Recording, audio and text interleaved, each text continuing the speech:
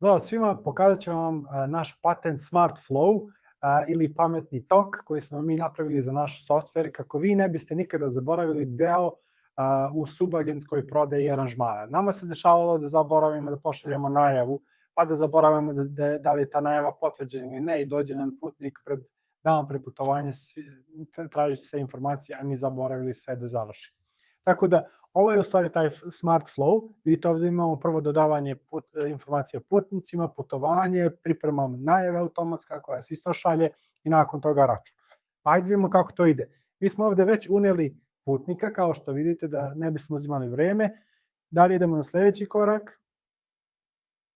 Ovde u ovom delu vidite imamo podatke koje smo već uneli. Početka putovanja, kraja putovanja, koliko dana, noći, koja je destinacija, u kojem hotelu je reč, takođe organizator kome će slati automatski najava. Idemo sada na sledeći korak. I u ovom delu vidite da je softver sam pripremio najavu. Vidite, ovde imamo sve informacije koje smo mi pre dodali, ja sam jedini putnik, idemo samo gore da pošaljemo najavu. I on sada šalje najavu meni, kliknete pošalji.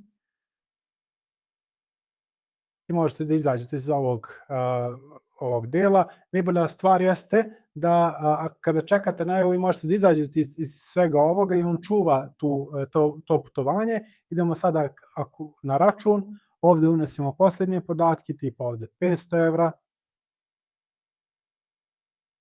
ovde neto, ajde da bude 450 i završi prodaju. I to je to. To je cijela stvar u okviru ovog smart toka. Vidimo se.